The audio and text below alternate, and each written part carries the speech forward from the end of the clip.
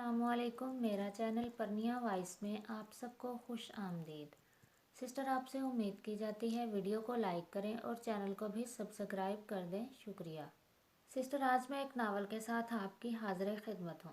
چلیے چلتے ہیں ناول کی جانب۔ اس کا نام ہے منزل مراد، جس کی رائٹر ہیں نعیمہ ناز۔ ڈرائنگ روم اجنبی تھا۔ پہلی بار وہ اس بنگلے کے عالی شان ڈرائنگ روم میں بیٹھے خود کو بہت بے چین محسوس کر رہے تھے۔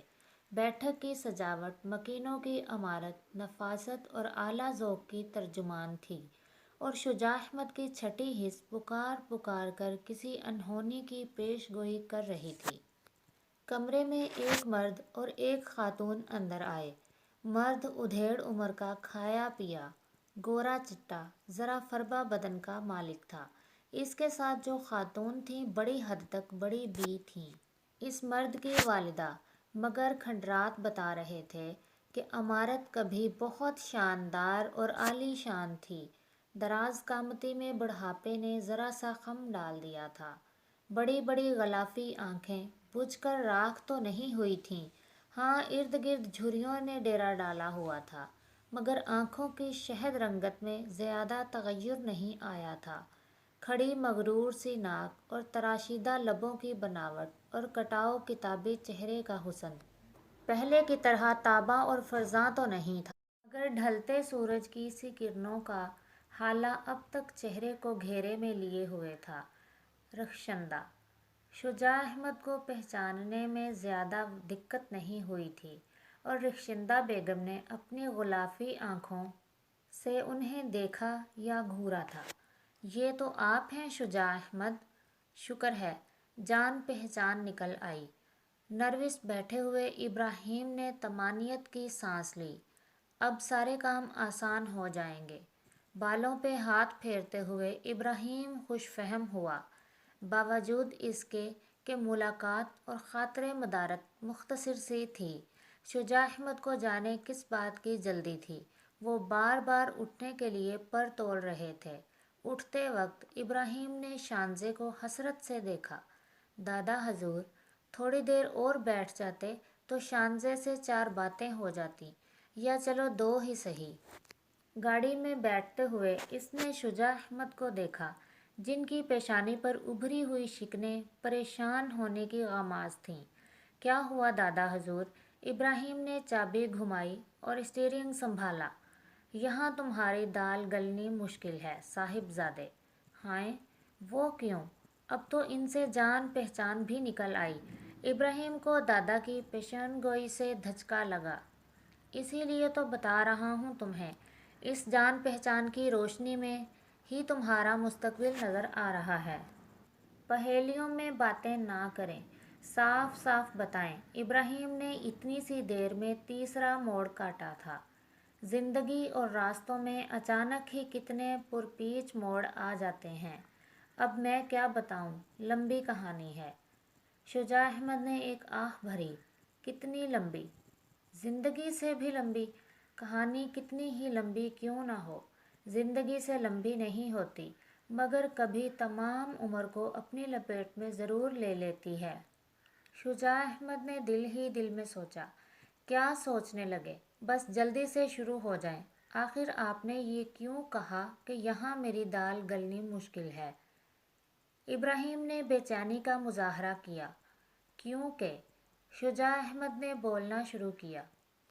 دہلی کے نواح میں ایک بہت بڑی حویلی تھی، 25-30 کمرے، صحن، دالان، برآمدے، باغ جس میں قسم قسم کے پھلدار اور غیر دوسرے درخت تھے۔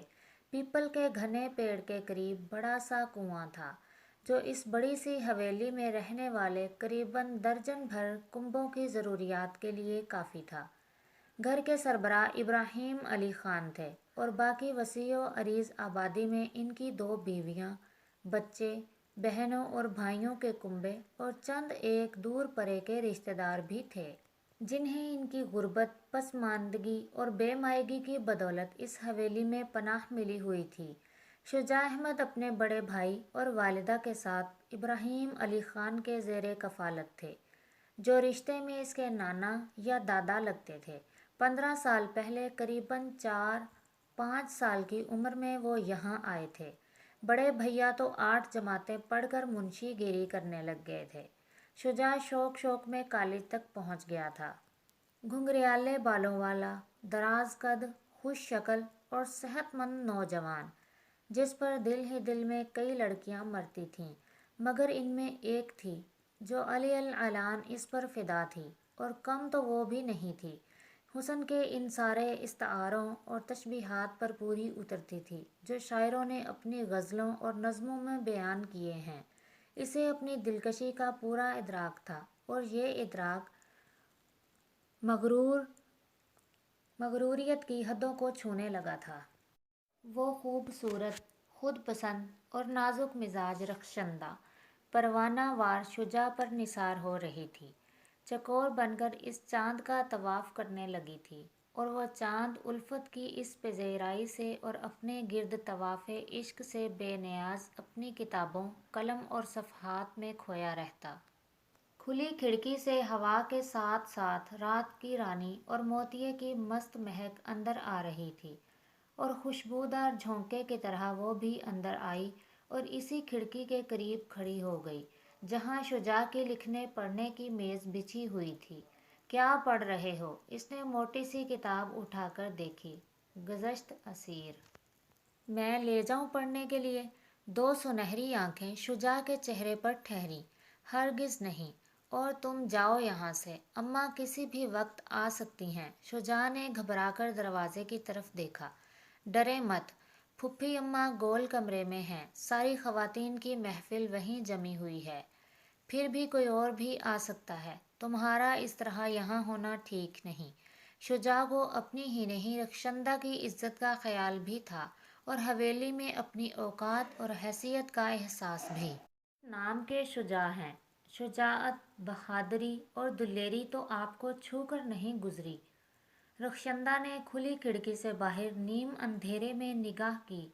پورے چاند کی اجلی چاندنی افشاں بن کر بکھری ہوئی تھی۔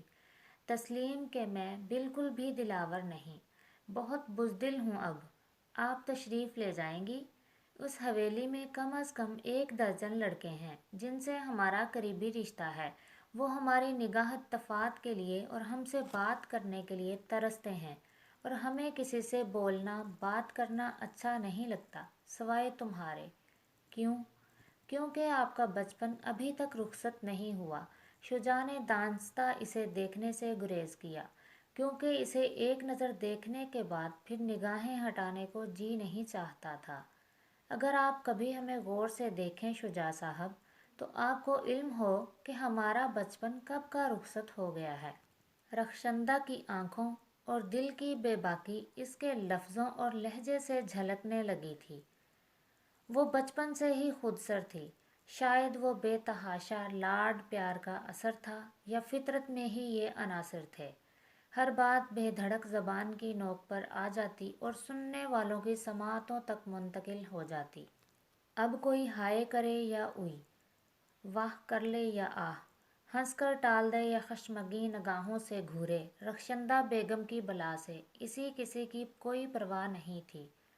اور جب سے دل اس کے کہنے اور بس سے باہر ہوا تھا، وہ اس سے بھی زیادہ باغی ہو رہی تھی۔ کیوں ہمیں عاجز کر رہی ہو رخشی؟ رحم کرو ہم پہ، پڑھنے دو، ایگزام قریب ہیں۔ ساری دنیا سے ہنستے بولتے ہو، ہماری باری آتی ہے تو امتحان ہونے والے ہیں۔ اماں آنے والی ہیں، دنیا دیکھنے والی ہے۔ رخشندہ نے بولتے بولتے کھڑکی کا دوسرا پٹ بھی کھول دیا۔ کیا کر رہی ہو؟ سارے کاغذات اڑ جائیں گے۔ شجاع بوکھلا گیا۔ ایک تو یہ باغ سے آنے والی خوشبوئیں، کیسی مست کر دینے والی مہک ہے، بالکل محبت کی طرح۔ رخشندہ نے خوشبوؤں سے بھیگی ہوا اپنے چہرے، اپنے وجود پہ محسوس کی اور اپنے اندر اتاری۔ یہ خوشبو ہمیں مار ڈالے گی شجاع احمد، ختم کر ڈالے گی۔ رخشی کی آواز بہت دھیمی تھی، مگر شجاع کی سماعتوں تک پہنچ گئی۔ اور تمہارے یہ انداز ہمیں سولی پہ چڑھا دیں گے، مصلوب کر دیں گے۔ کسی کو بھنک بھی پڑ گئی کہ ابراہیم علی خان کی چہیتی پوتی اور کریم علی خان کی لاڈلی بیٹی شجاع احمد کو دل دے بیٹھی ہے تو کم بختی سب سے زیادہ ہماری ہی آئے گی۔ یہ قسط تو پہنچی اپنے اختتام تک۔ بہت جلد ملتے ہیں انشاءاللہ اگلی قسط کے ساتھ، تب تک کے لیے اللہ حافظ، فی امان اللہ۔